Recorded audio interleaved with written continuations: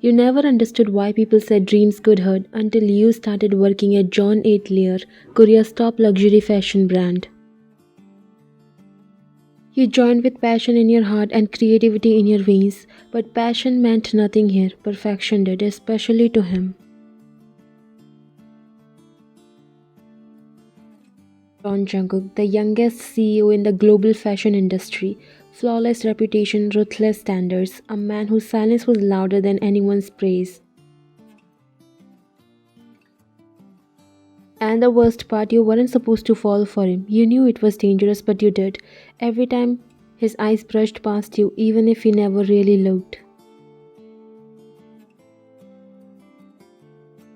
The morning air shifted when the elevator opened. Everyone suddenly transformed. Chairs straightened, voices vanished, heels stopped clicking because the cold king of fashion had arrived.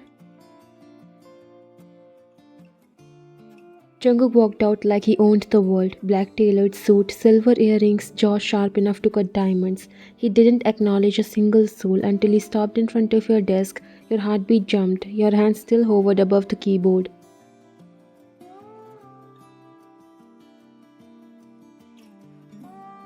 He didn't look at you, just dropped a folder like it wasn't worth his time, fixed the layout and sent it to the client in exactly 10 minutes. His voice was low, emotionless, yet terrifyingly commanding.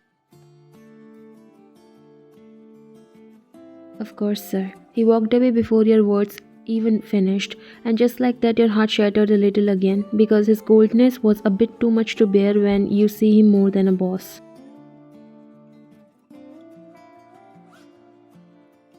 You worked fast, redesigning the cover sheet, adjusting the model showcase order, adjusting the brand palette. 9 minutes and 15 seconds. Success. You quickly walked toward his office.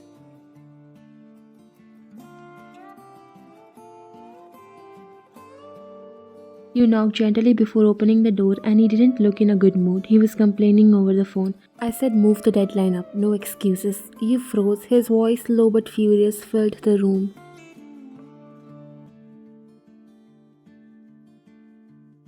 You stepped inside after he finally ended the call with a frustrated swipe through his hair.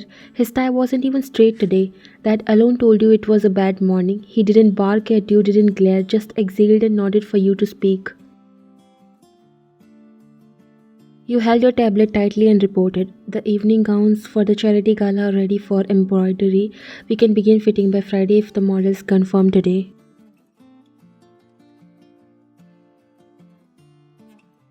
He listened, eyes sharp, focused, not cold, just drowning in pressure. And the fabric sample for the Milan client, arriving by noon. I'll take them to your preview table. He hummed approvingly. Email the final showcase order to me by 5 p.m. No mistakes, even one wrong placement ruins the whole story. You nodded confidently, too confidently. You'll have it before 5. He handed you a folder, meeting room. Back me up on the sustainability proposal and don't let Minju interrupt me again like yesterday. You nodded and followed him outside the room.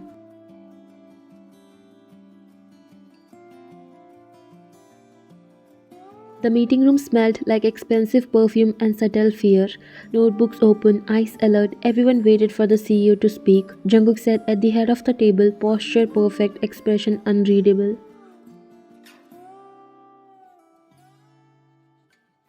He nodded at you once, a silent cue, start the presentation. You clicked the first slide. As you can see, our upcoming gala collection will highlight modern silhouettes blended with rich South Asian craftsmanship, a global fusion that respects culture without exploiting it. Executives nodded, taking notes. Then the head of the finance, Mr. Park, a man famous for cutting costs more aggressively than hairdressers cut bangs, leaned forward. See you, John. The fabric you are proposing is unnecessarily expensive. Couture is dying. Street economy is thriving. Luxury customers won't care about eco-friendly stuff. You could almost hear Jungkook's silent anger, his fingers tapping the table once, but he didn't speak. The silence stretched. You looked at the screen, then at Mr. Park, then back at Jungkook. Your heart raced. You weren't allowed to speak in board meetings, yet something inside you refused to stay quiet.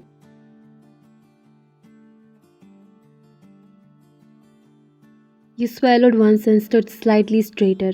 With respect, sir, luxury isn't about saving money, it's about setting standards that others can't reach. If we compromises our ethics for a small cut in cost, then we are no longer a leader. We are just another brand. Mr. Park raised his brows amused. Oh, and you are? Before you lost confidence, Jungkook's voice cut through. She is the assistant designer coordinator who stays up 3 nights making sure your last minute changes didn't ruin the Paris showcase. Continue, Miss Lee Wyan. Your heart skipped. You continued, voice steadier now.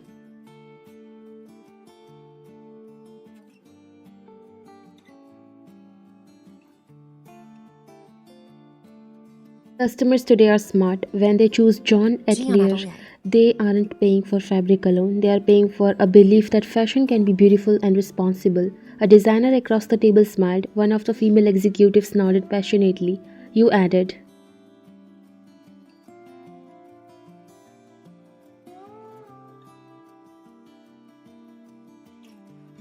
if we stay true to what we stand for, the world will follow us, not the other way around. Silence again, but this time a different kind. Jungkook leaned back, his eyes fixed on you, not cold, not judging, just observing. Finally, he looked at Mr. Park.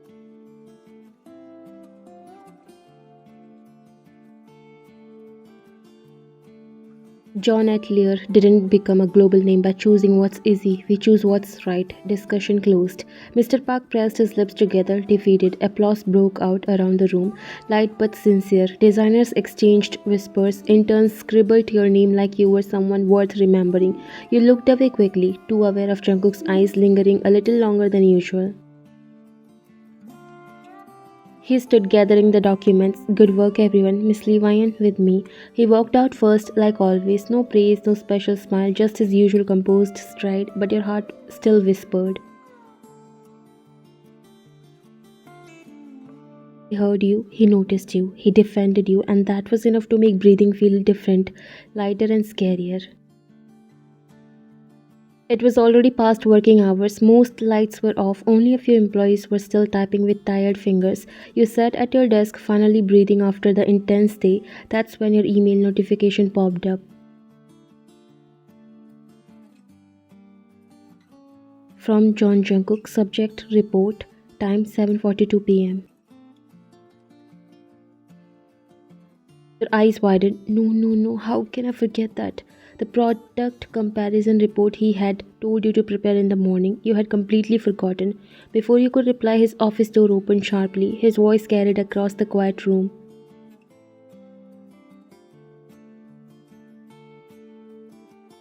Why in my office now? Everyone lifted their heads. Their faces held the same expression. God save you.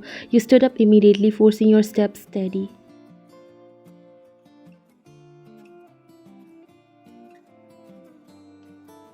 You came inside, he didn't sit, he stood behind his desk, hands pressed against the wood, breathing like he was controlling himself. What did I ask for this morning? Your throat felt dry.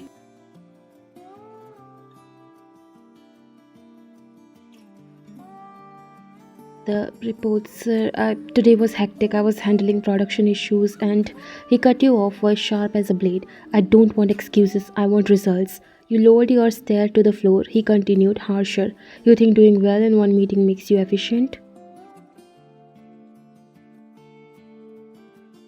You looked up then, hurt flickering in your eyes. If you want to grow here, you cannot forget tasks like a careless intern. The room felt colder. I am really sorry, sir. I'll complete it right away. But he wasn't done.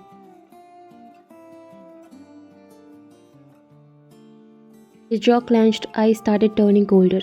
Let me say this clearly. If you think you're special in this company, don't. Your breath stopped for a moment. Just like any other employee in this building, you can be replaced in a second too. That line, it didn't stab because he shouted. It stabbed because you always gave him your best. You shaped your life around his deadlines. You tried to align with his standards, his ethics, and still replaceable. Your voice broke just a little, but you didn't let it show. Understood, sir. You turned toward the door. Why in? You stopped but didn't look back. This time his voice came out a little softer as if he realized the impact of his words. Just finish it before you leave. You nodded and walked out.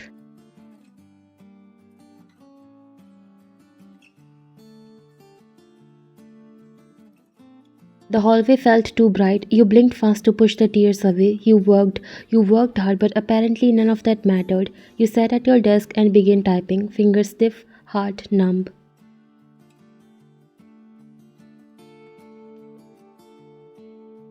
You promised yourself no more hoping he would notice, no more trying to impress him, no more caring beyond professionalism. From now on, distance, silence, limits. If he saw you as irreplaceable, if he said those words even after you rarely gave a chance to complain, you realized your feelings are just waste of your time. He was heartless, he is and maybe forever will be. Then you would make sure your heart stopped seeing him as anything more than your boss.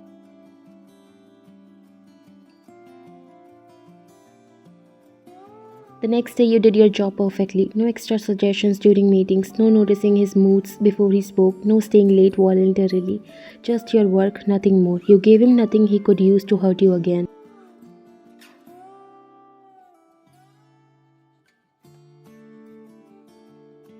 Jungkook noticed. At first he assumed you were just busy. Then he realized you didn't look at him unless necessary. You didn't wait near the conference room door with his coffee. You didn't soften the blow of harsh decisions for the others. You didn't speak unless directly spoken to.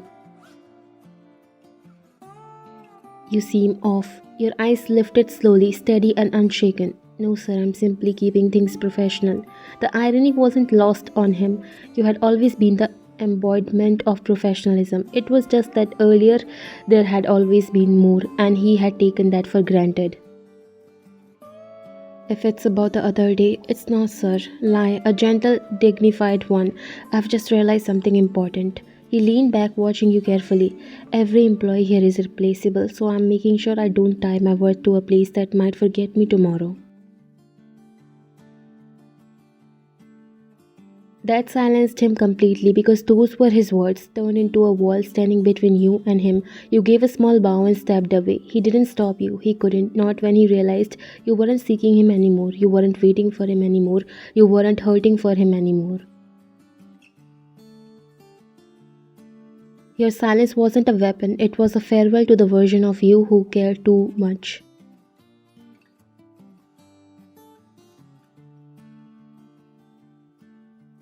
He stared at the closed door, and the world, the one he had absolute control over, shifted. He remembered your eyes during the meeting, sharp, passionate, alive. He remembered the pride he refused to show. He remembered the sentence he threw at you like you were nothing, replaceable. He realized how wrong he was. He shouldn't have said those words to you. Now he felt it, the fear, what if you decide to stay this way forever? He clicked his pen open and closed, fighting the urge to call you back. For the first time, John Jungkook wondered, when did he start needing your presence this much? The office was almost dark when you finally shut your laptop. You had avoided Jungkook all day, not with childish pettiness, but with a quiet barricade he didn't know how to climb. He noticed, he always noticed, but he didn't confront you. He just watched you from a distance, thinking you grabbed your bag and turned toward the exit, ready to escape this long, heavy day. A sharp voice froze you in place. Not Jungkook's, his father, the man who built the empire Jungkook is now forced to rule. Mr. John, cold, powerful, terrifying. He stepped into the empty office floor, eyes laser focused on Jungkook. He spoke in that disciplined, emotionless tone that sounded like judgment.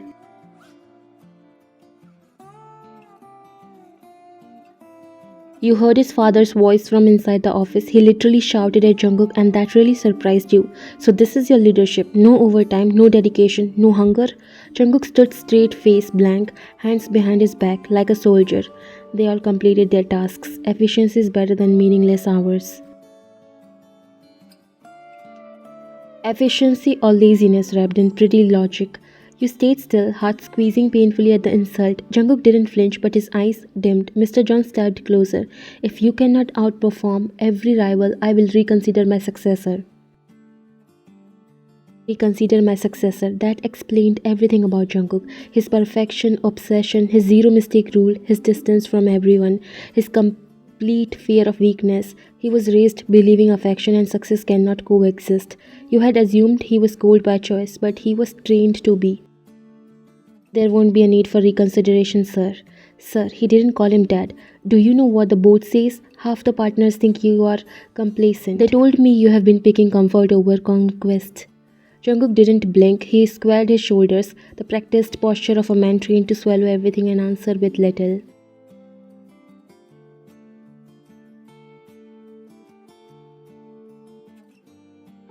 We closed the Marcus deal last month. No one else could have done. Mr. John interrupted, slow and cold. Perfection on paper does not impress me. Results without hunger are accidents waiting to happen. You are my son, but blood will never be a shield in my world. If you stop proving you deserved your seat, I will find someone who will prove it every morning.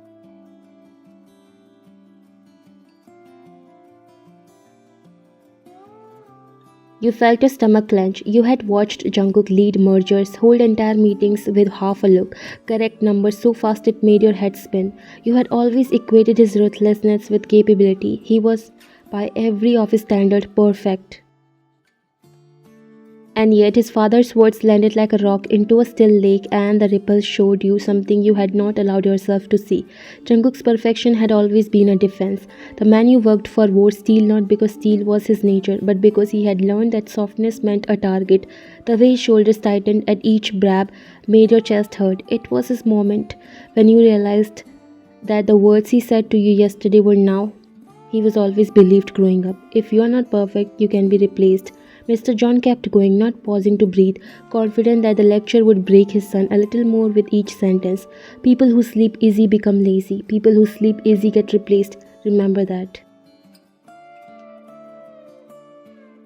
When he finally turned and left, as if he had given the final verdict and nothing more needed to be said, the silence that followed was too loud. For a second, you and Jungkook stood like two separate things, colleagues and CEO, but something else hovered under the surface, understanding, pity, and ache. You quietly moved toward the elevator, bag heavy in your hand, mind heavy with new pieces of an old puzzle. You hadn't meant to stay and watch, you hadn't meant to understand why he was the way he was, but the truth had arrived in Mr. John's bluntness. Jungkook's hardness was taught, not chosen. Then the alarm began.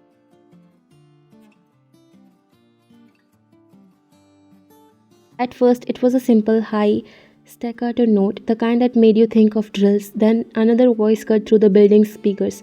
Attention, hazard detected on level 3. Air filtration active. Do not use elevators. Proceed to nearest shelter zone. The announcement repeated itself, clinical and calm, which made it worse. Calmness in a warning is the same. People who had lingered on the floor started to move, voices small, steps hurried, lights flickered, a metallic clatter echoed from somewhere above, the sound of shutters slamming into place. The automatic doors closed with a thunk that felt like a lock on the throat. You should have panicked, you should have felt the world tilt completely out of your control. Instead, there was a momentary clarity. The room narrowed to the immediate, the man in front of you, the nearest safe room, the thinness of your breath. Come with me. Not cold, not distant, just protective. He guided you quickly to his private office, the one with thick doors and an emergency air system.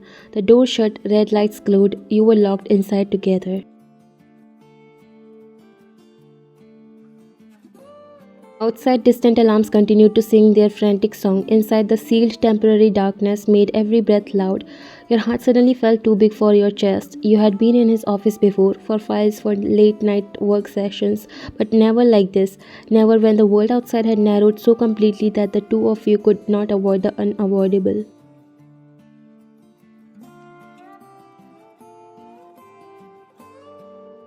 You stood back, clutched uselessly in your hand, watching him. Jungkook moved to the control panel, toggled air filters, checked the seals with practiced hands. Even here, when the corporate armor should have been unnecessary, he moved with the precision of someone who had run drills like this in his head 1,000 times. This was not performance, it was a muscle memory, trained response to danger. You thought of a boy who had been coached to never show weakness, to always be ready. He turned, and in the soft emergency glow, his face looked different. Not softened exactly, but vulnerable in a way the company didn't show. His jaw was tight, his eyes were just a little glassier than usual. He had the look of a man who had held himself together so long he didn't remember the shape of falling apart. Are you okay? He asked suddenly. You nodded and quickly looked down. He looked at you for a few seconds before sighing. Are you upset with what I said that day?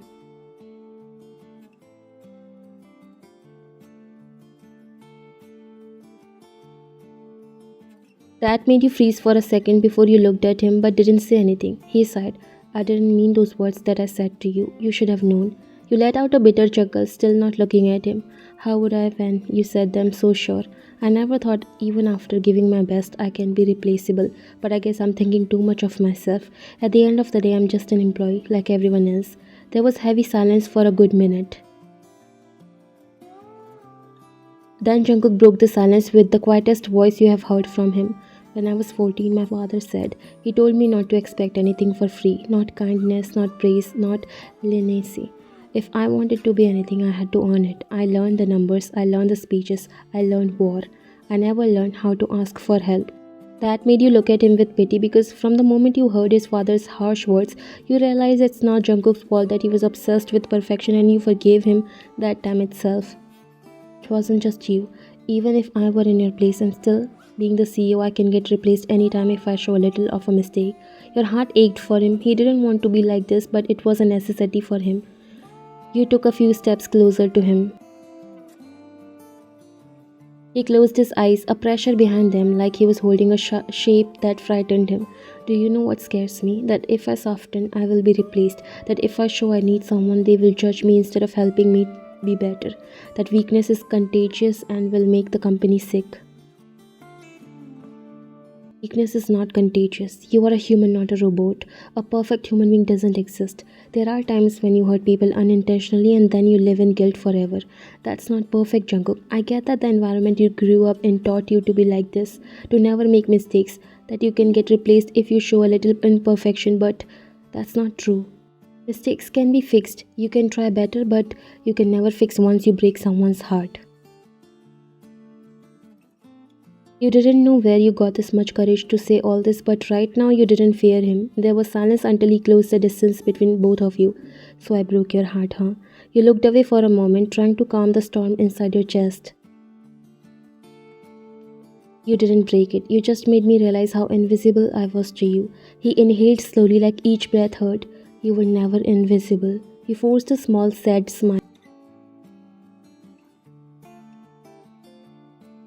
Maybe not now, but that day I felt like one mistake erased all the good I ever did. Jungkook's jaw tightened, guilt settling like a weight he wasn't strong enough to carry anymore. He took a careful step closer as if afraid you would disappear if he moved too fast. I thought if I ignored what matters to me, I could control it. That distance would protect me from attachment. You sighed. It didn't. You broke the hope I have been holding on to, that maybe someday you'll notice me. He looked at you with surprised eyes. Yes, I like you. I'm not someone who is afraid to express my feelings.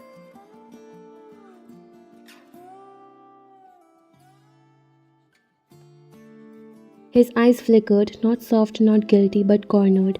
So you wanted me to notice you? He spoke slowly, like testing each word before letting it fall. You succeeded. You have occupied every part of my routine without my permission. You blinked. That wasn't comfort, that was honesty, brutal honesty. Your voice trembled. Then why push me away? His jaw clenched, irritation and vulnerability clashing. Because I don't like losing control, not in my work, not in my life, not to you. Your breath caught. Jungkook stepped closer, gaze sharp, not pleading, a warning and confession mixed in one. You think your silence hurt me today? It terrified me. Your heart stumbled. Terrified you? Yes, because for the first time you decided how close I'm allowed to stand. His voice tightened, and I hated it. He wasn't talking about love, he was talking about power, the control you unknowingly took away. You swallowed, your eyes started burning. So now you speak, the moment you feel what I felt. A tense second, Jungkook didn't deny it. You said you like me, fine, but I like you too. But then his voice lowered into something dark, raw, the truth no one gets to hear.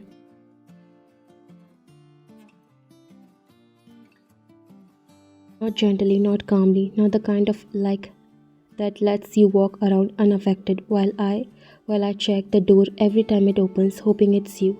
Your chest tightened. He looked at you like a man who had finally realized the consequences of his pride. You called yourself invisible, but you are the one thing I see even when I'm trying not to look.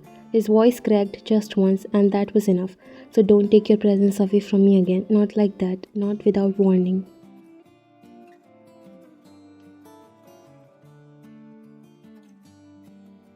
You stared, stunned by the vulnerability buried under his cold exterior. And if I do? Jungkook didn't hesitate. He reached out slow but with absolute decision, brushing your hand with just his fingertips. Then I'll come find you, even if you run. Jungkook placed his hand over yours, the warmest touch he ever gave. No kiss, no dramatic pull, just a moment, two broken people agreeing to start correctly this time.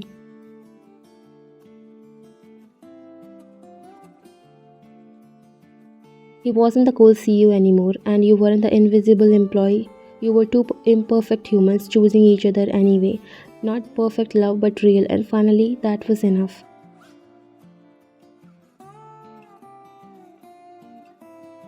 Outside, the lamps finally began to die down. A voice, calmer now, announced, hazard contained. Ventilation restored. Evacuation may proceed in controlled waves. The building would open soon. The world would go back to its normal machine like grind. But something different had opened between you. Not a revolution, not a tidy solution. Just a crack big enough for light.